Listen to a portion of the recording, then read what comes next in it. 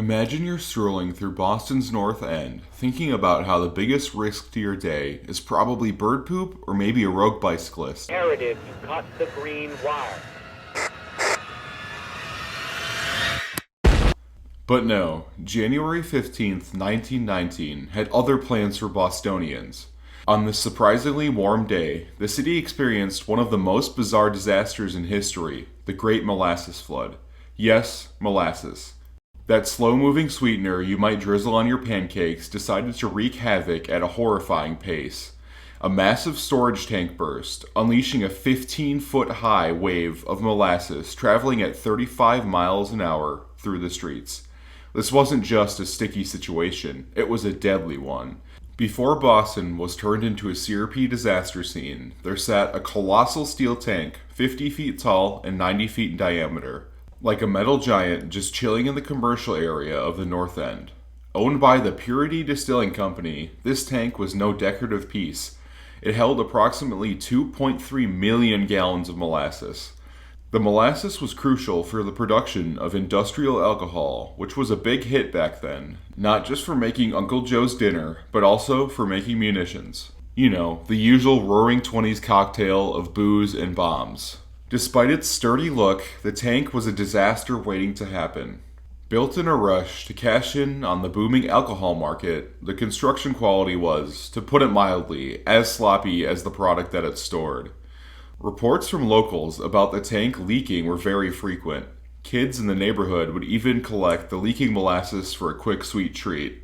Engineers had issued warnings that the tank wasn't fit for purpose, noting that it groaned and shuddered ominously when it was being filled up. Instead of fixing the problem, the company's solution was a classic. Paint the tank brown to hide the leaks. Out of sight, out of mind, right? Wrong. The structural integrity was compromised, setting the stage for one of the stickiest disasters in history. January 15th, 1919 started like any other day in the North End of Boston. But it quickly morphed into an episode straight out of a slapstick horror film. Just as the local lunch bells were ringing, the tank holding all that sweet, sticky molasses decided it had enough. It exploded with such a force that people thought a bomb had gone off. Rivets popped like gunfire as the tank tore apart, unleashing a monstrous wave of molasses that raced through the streets at an estimated 35 miles per hour. This wasn't just any old flood, it was a viscous, brown tsunami that demolished everything in its path. Buildings were swept off their foundations, people were engulfed by the sticky tide, and horses were trapped like flies in amber.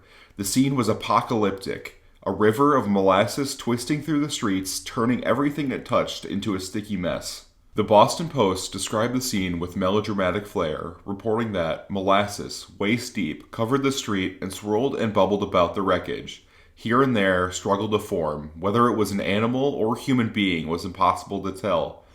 Unfortunately, the flood claimed 21 lives and injured 150 more.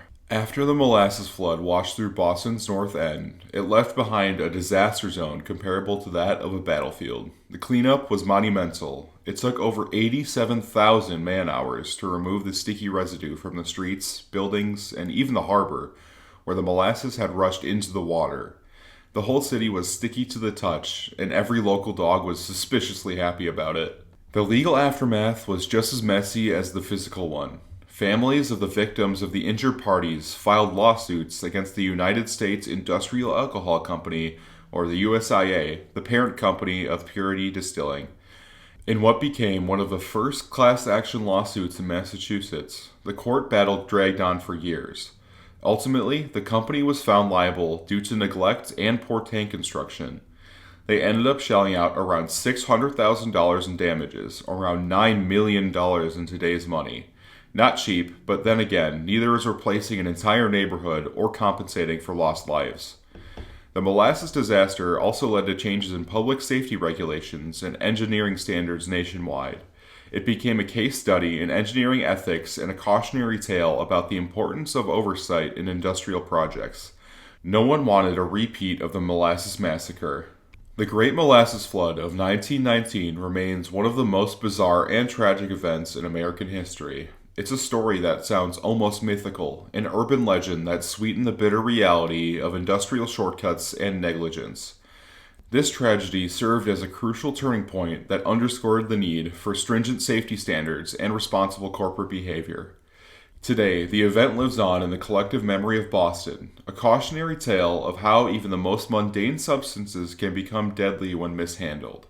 The flood is a reminder that disasters don't always come with a forewarning roar, sometimes they sneak up on you in a wave of molasses. The lessons learned from the sticky tragedy have influenced safety protocols that are still in place nearly a century later, proving that even the thickest molasses eventually yields the most persistent forces of change.